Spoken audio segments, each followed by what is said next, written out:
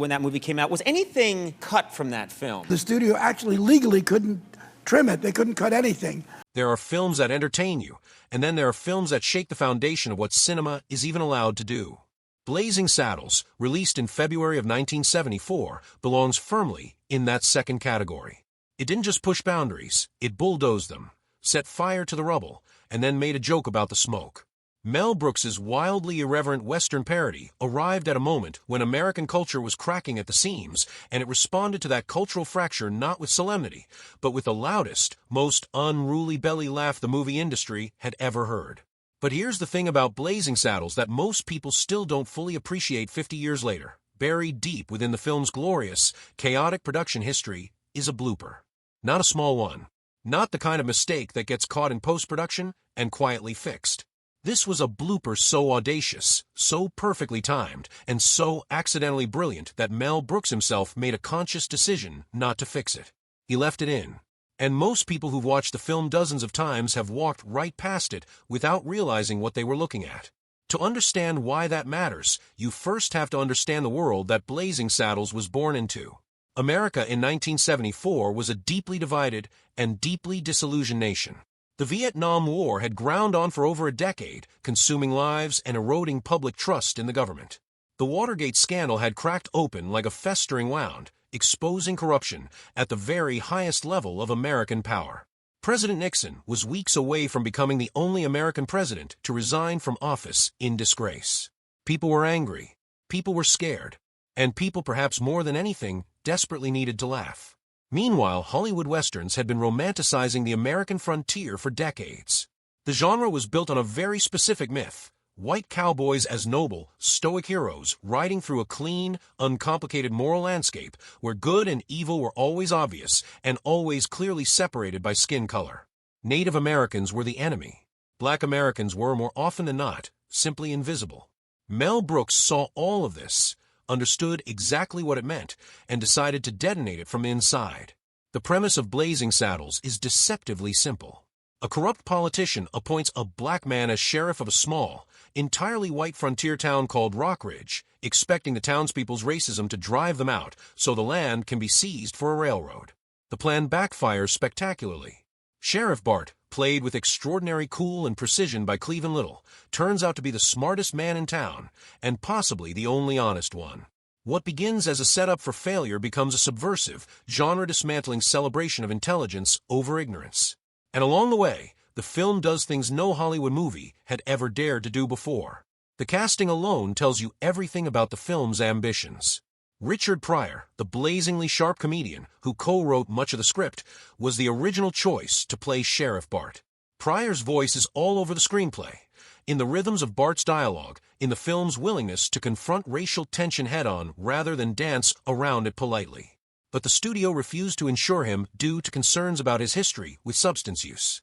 So the role went to Cleavon Little, a Broadway-trained actor who brought something entirely different to the part, a kind of elegant, unruffled composure that made Bart seem not just capable, but effortlessly superior to everyone around him. The role of the Waco Kid, a washed-up, alcoholic former gunslinger who becomes Bart's unlikely ally, was originally cast with Gig Young, a veteran Hollywood actor. He lasted almost no time at all on set before the production collapsed around him, replaced at essentially the last possible moment by Gene Wilder. Wilder stepped into the role with a day's notice and proceeded to deliver one of the most quietly brilliant comedic performances in film history, relaxed, eccentric, and disarmingly sincere. The chemistry between Little and Wilder was immediate and completely unforced. They looked like they'd been friends for years. Mel Brooks himself appears in the film as Governor William J. Lupetamain, a magnificently buffoonish political figure, and also as a Yiddish-speaking Native American chief, a scene that we'll return to in some detail because it represents exactly the kind of deliberate absurdism that makes Blazing Saddles so enduringly strange and brilliant. The supporting cast includes Harvey Korman as the gloriously theatrical villain Hedley Lamar, Madeline Kahn as the irresistible Lily Von Stupp in a performance so committed and so funny it earned her an Academy Award nomination, and Alex Karras as Mongo, a former NFL lineman turned surprisingly lovable force of destruction. What all of these people had in common was a willingness to throw themselves into chaos completely. And chaos, as we'll see, was exactly what Mel Brooks was manufacturing. One of the most revealing things about Blazing Saddles is that its greatest moments of apparent disorder were, in many ways, completely intentional. Mel Brooks had a philosophy about comedy that ran counter to the way Hollywood studios like to operate. Studios want control. They want predictability. They want a finished script followed faithfully, a production schedule adhered to precisely, and a final cut that doesn't make anyone in the executive suite profoundly uncomfortable. Brooks wanted the opposite. He believed with genuine conviction that the best comedy comes from freedom, from giving performers room to breathe, to improvise, to discover the joke in real time rather than executing a pre-written punchline by rote. He encouraged his cast to deviate from the script when instinct told them to. He left space and scenes for accidents to become additions. He treated unexpected moments not as problems to be solved, but as gifts to be incorporated. This approach produced some of the film's most iconic scenes. The campfire sequence, in which a group of cowboys eat beans around an open fire and proceed to pass gas with cheerful, uninterrupted enthusiasm, was something no major Hollywood film had ever included before. The sounds are real. The reactions are real. And the laughter of the audience in early screenings was so overwhelming, so sustained, that test viewers were reportedly missing subsequent jokes because they were still recovering from the previous one. Brooks went back into the editing room and added more. He doubled down on the gag because the data told him it was working, but also because it made a genuine artistic point. The heroic cowboy of Hollywood mythology was, when you stripped away the romanticization, just a man who ate too much and slept in the dirt. Warner Brothers executives were not amused. Multiple studio representatives called the scene vulgar and pointless and urged Brooks to remove it entirely. He had final cut authority written into his contract. He kept every second of it. That same instinct for chaos informed the film's extraordinary ending, in which the fictional world of Rock Ridge literally bursts through the walls of the Warner Brothers studio lot and spills out into the real world. The sequence took several days to film and required the cooperation, initially reluctant, of multiple departments across the Warner Brothers lot. But it also produced something that nobody planned for. Something that slipped through every layer of production oversight, survived the editing process intact, and ended up on screen in front of millions of viewers without a single person in the crew flagging it as a mistake. That something is the blooper at the center of this story. And to understand why it matters, we need to talk about what it actually is. When the climactic chaos of Blazing Saddles spills out through the studio gates and onto the streets of the Warner Brothers lot, the camera is rolling continuously. The actors are running, fighting, shouting, and careening through the frame in various states of costuming and bewilderment. It is, by any conventional measure, a complete mess, and that's entirely the point. The scene is supposed to feel uncontrolled because the movie is collapsing in on itself as a deliberate artistic statement. But somewhere in the middle of all this magnificent bedlam, something genuinely unplanned happens. A man walks calmly through the center of the shot. He's wearing a plain sweater. He is not in costume. He is not an extra hired for the scene. He is not, by any available evidence, anyone connected to the production of Blazing Saddles at all. He is simply a man who happened to be walking through the Warner Brothers lot at the exact moment the cameras were rolling, stepped directly into frame, and then continued on his way without any apparent awareness that anything unusual was happening around him. He doesn't look at the camera. He doesn't react to the costumed cowboys and villains careening past him. He walks with the calm, purposeful stride of someone heading to a meeting or returning from lunch. He is, in the most literal possible sense, an intruder in the film, a genuine civilian who wandered into cinematic history without being invited and without ever knowing, in all likelihood, that he'd been there. When Mel Brooks saw the footage in the editing room, he had a choice. He could cut around the man. He could find an angle that excluded him. He could simply remove the shot entirely and replace it with something cleaner. Instead, he reportedly looked at the footage, recognized the accidental perfection of what he was seeing, and said, and this is according to accounts from crew members who were present, to leave it in. It's funny. And it is funny. That's the thing. It is extraordinarily funny, in exactly the way that Blazing Saddles is funny throughout.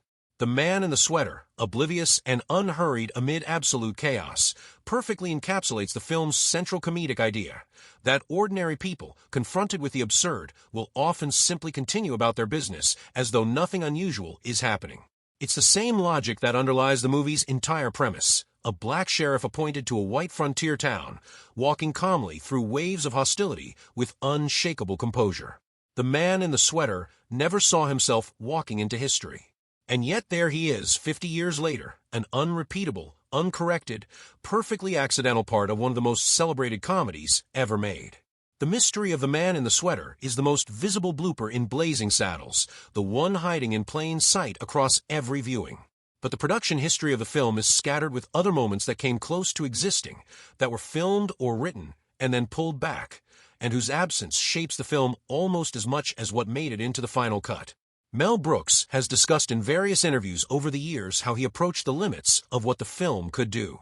His co-writer Richard Pryor had a different appetite for risk than Brooks. Pryor was interested in confronting racial discomfort as directly and as explicitly as possible, on the theory that the more exposed the nerve, the more powerful the comic jolt. Brooks shared that instinct but was also, by his own admission, afraid. Not of the audience, exactly, but of the possibility that certain jokes would be misread, that the satire would be mistaken for the thing it was satirizing. The result of that tension is a film that goes further than anything else Hollywood had produced up to that point, but that also pulls back at specific moments where it might have gone further still. Some of the scenes that were filmed and then removed from a final cut involve the relationship between Sheriff Bart and the seductive Lily Von Stupp, played by Madeline Kahn. The dynamic between those two characters was always meant to skewer racial stereotypes about black men, to expose them as ridiculous by putting them directly on screen and then undercutting them with comedy. But several exchanges that were initially filmed pushed that concept to a place where Brooks ultimately felt the joke might overwhelm the point. The decision to pull those scenes was not made lightly. In later years, Brooks has expressed some ambivalence about those choices, a sense that perhaps he was more cautious than he needed to be, that the audience for Blazing Saddles was exactly the audience that would have understood what those moments were doing. But in the moment, standing in an editing room in 1973, with the film's release approaching, caution won. What's interesting about those removed scenes is not the content itself, so much as what their removal reveals about the nature of satire and its limits. Blazing Saddles works because it's always clear, throughout the entire film, that the movie is on the right side of what it's saying. The racial slurs in the script are in the mouths of villains and buffoons. The heroes are the people the racist system is designed to destroy. The laughter is always directed at the bigotry, not at its victims. Brooks understood that the moment that clarity becomes uncertain, the moment the audience isn't sure whether they're laughing with or at someone, the entire enterprise begins to collapse. The scenes that were cut because Brooks wasn't fully confident that the clarity would survive them. That's a more sophisticated artistic judgment than it might appear. It's easier to be fearless when you have nothing to lose. It's harder and more honest to recognize the specific point at which fearlessness becomes recklessness. One of the scenes in Blazing Saddles that did survive, and that contains what might be the film's most intellectually interesting joke, involves a flashback to Sheriff Bart's childhood on the frontier. The scene begins as a fairly standard cinematic encounter between settlers and a group of Native American warriors on horseback, the kind of confrontation that had been a staple of Hollywood westerns for decades, almost always framed from the perspective of the white settlers, with the Native Americans presented as an undifferentiated, largely silent threat. But when the tribal chief opens his mouth to speak, he doesn't speak Apache. He doesn't speak Lakota or Sioux or any indigenous language. He speaks Yiddish. Fluent, grammatically complete Yiddish. And he is played by Mel Brooks. The scene is jarring and immediately funny, but it's also doing something quite specific.